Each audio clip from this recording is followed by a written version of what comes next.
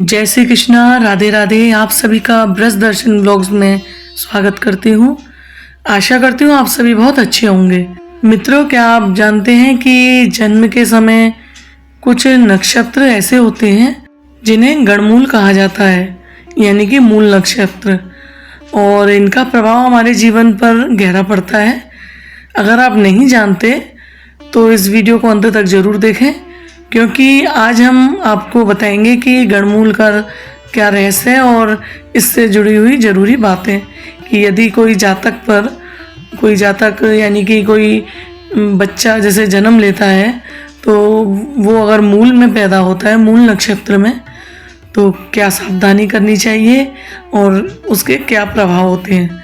तो आप वीडियो अंत तक ज़रूर देखें। विभिन्न नक्षत्रों में पैदा होने वाले बच्चों की जन्म कुंडली नक्षत्रों के प्रभाव के अनुसार तय की जाती है। इनके अनुसार ही अलग अलग तरह से व्यक्ति के जीवन की दिशा निर्धारित होती है। किसी बच्चे का जन्म यदि गणमूल नक्षत्र में होता है तो क्या वाकई ये बच्चे खुद या परिवार के लिए परेशानी बन जाते हैं? इस स्थिति में क्या शांति पाठ करना अनिवार्य है? पंडितों के अनुसार इन सभी बातों से पहले यह जानना जरूरी है कि गणमूल होते क्या हैं। धर्म शास्त्रों के अनुसार कुल 27 नक्षत्रों का वर्णन प्राप्त होता है, जिनमें से कुछ नक्षत्र को शुभ और कुछ को अशुभ माना जाता है। यह अशुभ नक्षत्र ही गणमूल नक्षत्र कहलाते हैं। ज्योतिषों के अनुसार यह नक्षत्र अश्विनी, आश्लेषा, मघा, ज्येष्ठा, मूल और रेवती के नाम से भी जाने जाते हैं। ऐसा कहा जाता है कि इन नक्षत्रों में जन्म हुआ बालक माता पिता, कुल और स्वयं अपने आप को कष्ट कराने वाला होता है। यह पूरी तरह अशुभ ही होंगे यह कहना सही नहीं है, क्योंकि इन नक्षत्रों का जातक पर शुभ और अशुभ दोनों प्रभाव पड़ता है। यह प्रभाव इन 6 नक्षत्रों में से किसी एक में चंद्रमा की स्थिति और नक्षत्र किस भाव में है इसको देखकर निश्चित किया जाता है, जो कि पंडित ज्योतिष ही बता सकते हैं। ठीक 27 दिन के बाद यह नक्षत्र पुनः आता है। ज्योतिषों के अनुसार नक्षत्र, लग्न और राशि के संधि काल को अशुभ माना जाता है और गणमूल नक्षत्र संधि नक्षत्र होते हैं, इसलिए जातक पर इसके अशुभ प्रभाव पड़ना स्वाभाविक है। इसके साथ ही गणमूल नक्षत्रों के देवता भी बुरे प्रभाव देने वाले होते हैं। ये नक्षत्र मेष, कर्क, सिंह, वृश्चिक, धनु और मीन राशि के आरंभ और अंत में आते हैं। काल पुरुष चक्र के अनुसार इन राशियों का प्रभाव जातक के शरीर, मन, बुद्धि, आयु, भाग्य आदि पर पड़ता है और गणमूल का प्रभाव भी इन्हीं के ऊपर देखने को मिलता है। यदि कोई बालक गणमूल नक्षत्र में पैदा होता है तो उसे तथा उसके परिजनों को निम्न कष्टों का सामना करना पड़ता है।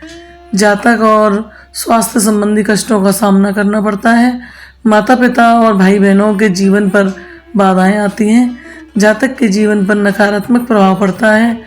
जातक को जीवन यापन में संघर्ष करना पड़ता है। जातक के परिवार में दरिद्रता आती है। दुर्घटना का भय रहता है। जातक भाग्यहीन हो जाता है। मघा नक्षत्र के पहले 2 चरण में ही माता पिता और भाई बहनों को कष्ट होता है। बाकी के 2 चरणों में बच्चे को अच्छा खासा धन और उच्च शिक्षा प्राप्त होती है। गणमूल नक्षत्र में जन्म लेने वाले बच्चों के लिए कुछ उपाय भी बताए गए हैं। इन उपायों को करने से बच्चे और उसके परिवार पर नकारात्मक प्रभाव कम हो सकता है। गणमूल नक्षत्र की शांति के कुछ उपाय हैं। पहला कि जन्म के 27वें दिन करें गणमूल की शांति। बच्चे के जन्म के 27वें दिन गणमूल नक्षत्र की शांति पूजा करनी चाहिए। इस पूजा में ब्राह्मणों को दान और भोजन देना शामिल है। कुछ ज्योतिषों का मानना है कि गणमूल नक्षत्र में जन्मे बच्चे को जन्म के 6 महीने या 27वें दिन तक पिता को नहीं देखना चाहिए। इस दिन अश्विनी, महा और मूल नक्षत्र में जन्मे जातकों को गणेश जी की पूजा करने से भी लाभ होता है। मूल नक्षत्रों में जन्मे जो बच्चे होते हैं उनको जब तक 8 साल का ना हो जाए तब तक माता पिता को रोज ओम नमः शिवाय का जाप करना चाहिए। यदि बच्चे के स्वास्थ्य पर मूल नक्षत्र का बुरा प्रभाव पड़ रहा है तो बच्चे के माता पिता पूर्णिमा का उपवास रखना चाहिए और बच्चे के जन्म के 27वें दिन मूल शांति करवानी चाहिए। ज्योतिषों के अनुसार गणमूल नक्षत्र में जन्मे बच्चों के लिए गाय और सोने का दान भी करना चाहिए। अन्य उपाय शुभ मुहूर्त, प्रसूति स्नान के बाद शुभ मुहूर्त में ही पिता को बच्चे का चेहरा देखना उचित माना गया है। महीने के एक शनिवार को दूध अर्पित करें। यदि उपाय नहीं कर पाए हैं तो इस नक्षत्र में जन्मे बच्चे जीवन भर महीने के एक शनिवार को थोड़ा सा दूध मिट्टी के बर्तन में भैरव बाबा को अर्पित करें।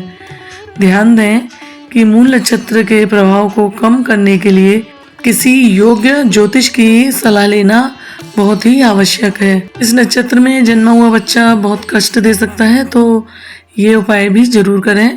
ये उपाय करने से नक्षत्रों के नकारात्मक प्रभाव में कमी आती है। अश्विनी माह मूल नक्षत्र में जन्मे जातकों को गणेश जी की पूजा अर्चना करने से लाभ मिलता है। तो मित्रों, अब आप समझ गए होंगे कि गणमूल नक्षत्र क्या है और इनका जीवन पर क्या प्रभाव पड़ता है। अगर आपको ये जानकारी उपयोगी लगी हो या आपको इस बारे में और कुछ जानना हो तो आप कमेंट बॉक्स में ज़रूर लिख के बताएं। और वीडियो पसंद आई है तो वीडियो को लाइक करें और ऐसी धार्मिक जानकारियों के लिए चैनल को सब्सक्राइब करना बिल्कुल ना भूलें। मिलते हैं अगले वीडियो में एक नई जानकारी के साथ। जय श्री कृष्णा, राधे राधे।